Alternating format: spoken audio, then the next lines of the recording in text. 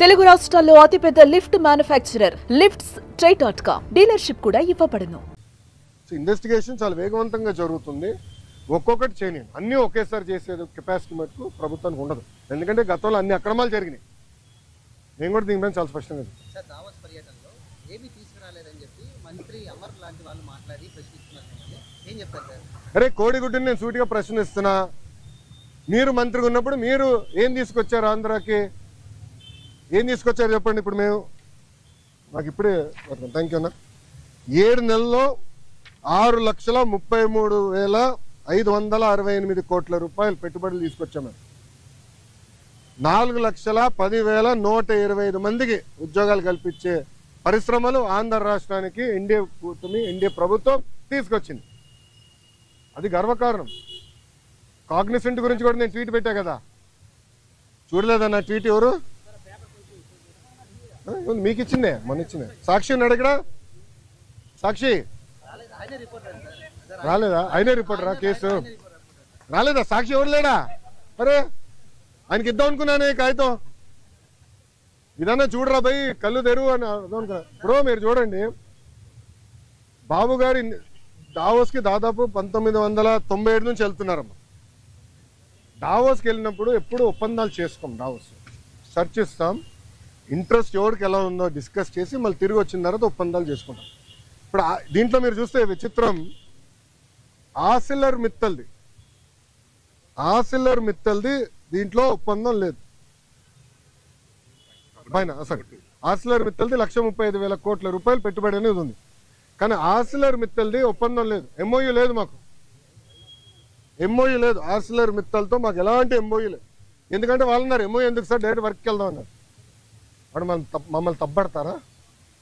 ఇప్పుడు వాళ్ళకి మన మెటీరియల్ టైప్ చేసాం ఎన్ఎండిసి నుంచి, ఎన్వైరన్మెంటల్ క్లియరెన్సెస్ మేము కోఆర్డినేట్ చేస్తాం. వాళ్ళు భూమి ఎత్తికి కూడా భూమి కేటాయింపులు కూడా పూర్తి చేస్తాం.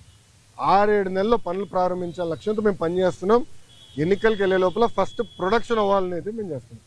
అది కూడా మమ్మల్ని తప్పబడతారా? ప్రధానంగా ఏదైతే ఈ బల్క్ డ్రగ్ పార్క్ తీసుకోండి, గ్రీన్ హైడ్రోజన్ ప్రాజెక్ట్ తీసుకోండి, అవును, ఇవన్నీ మంత్రిగా నేనున్నప్పుడు సంతకం పెట్టాను.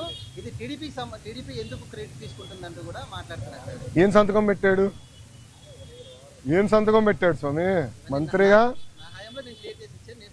మళ్ళీ కంపెనీలు ఎందుకు రాలేదని అడుగుతున్నాను నేను. ఎందుకు మీరు శంకుస్థాపన చేయలే? ఇది ఎట్టుందంటే కియా మోటార్స్ ఎవరు తీసుకొచ్చారో మీ అందరూ బాగా తెలుసు. ఆనాడు కియా మోటార్స్ తీసుకొచ్చి చంద్రబాబు నాయుడు గారు అహర్నిశలు కష్టపడ్డారు. 16 నెలల్లో ప్రొడక్షన్ తీసుకొచ్చారు.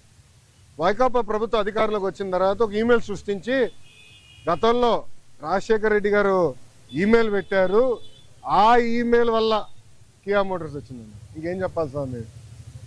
టీసీఎస్ కూడా క్రెడిట్ తీసుకున్నారు, మీరు చూసారో లేదో. టీసీఎస్ కూడా క్రెడిట్ తీసుకోవడానికి ప్రయత్నించారు. మేము తీసుకొచ్చి నేనే చంద్ర గారితో మాట్లాడి ఆయన ఆఫీస్కి వెళ్ళాను స్వామి. ఆయనతో 45 నిమిషాలు 1-on-1 నేను మీటింగ్ పెట్టుకున్నా. తర్వాత నా అదృష్టం ఏంటంటే చంద్ర గారు వాళ్ళు మొత్తం మేనేజ్మెంట్ ఇంపార్టెంట్ లీడర్స్ అందరిని పిలిచి నాతో మీటింగ్ పెట్టించారు తెలుసా. అక్కడ క్లీన్ చేసాం మేము. ఇది తాజ్ హోటల్స్ కానివ్వండి, టీసీఎస్ కానివ్వండి, రెన్యూబుల్ ఎనర్జీ కానివ్వండి, అన్నీ. ఇప్పుడు మీరందరూ ఒకటి గుర్తుపెట్టుకోవాలి. మీరందరూ ఒక ప్రశ్న అడిగారు, మహారాష్ట్రకి ఇంత పెట్టుబడి వెళ్తుంది. దానికి కారణం ఏంటో తెలుసా? Consistency in government.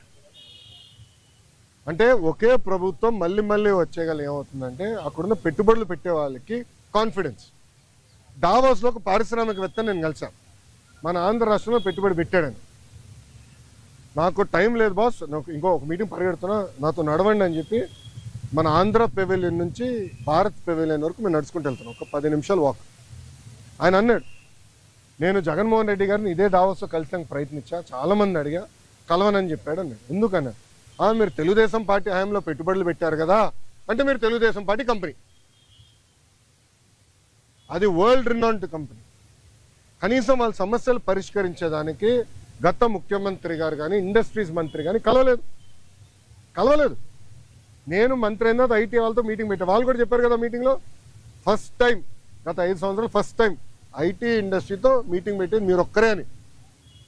ప్రజలు కూడా ఆలోచించాలి. ఈరోజు గుజరాత్లో 5వ బీజేపీ ప్రభుత్వం ఏర్పడింది గుజరాత్లో.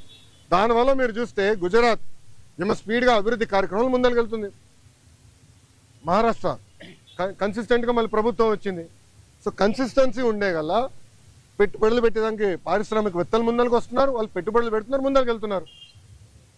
ఈ మన రాష్ట్రంలో ఏమైందంటే 2014 నుంచి 19 వరకు ఒక స్పీడ్గా వెళ్ళాం, కరెక్ట్గా వచ్చి బ్రేక్ పడింది. బ్రేక్ ఎలా పడింది కూడా నేను చెప్తాను. పీపీఎల్ రద్దు చేయలేదా?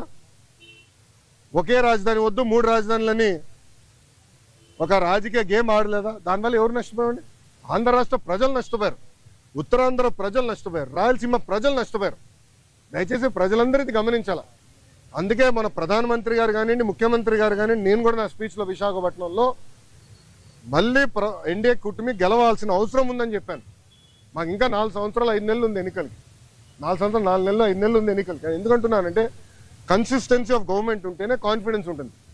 దావాస్లో చాలా మంది నన్ను అడిగిన ఒక ప్రశ్న ఏంటి తెలుసా? మీరు బాగున్నారు, చంద్రబాబు నాయుడు గారు మేము నమ్ముతాం, కానీ జగన్మోహన్ రెడ్డి అనే వ్యక్తి గెలవడానికి గ్యారంటీ మీరు ఇస్తారా అని అడిగారు. గతంలో మేము చాలా ఇబ్బంది పడ్డాము, మళ్ళీ జగన్మోహన్ రెడ్డి గెలవడానికి గ్యారంటీ ఏంటని అడుగు. అమర్ రాజా బ్యాటరీ మీకు అందరు తెలుసు కదా. సుమన్ టీవీలో మీ పర్సనల్ అండ్ బిజినెస్ ప్రమోషన్స్ కోసం కింది నెంబర్కి కాంటాక్ట్ చేయండి.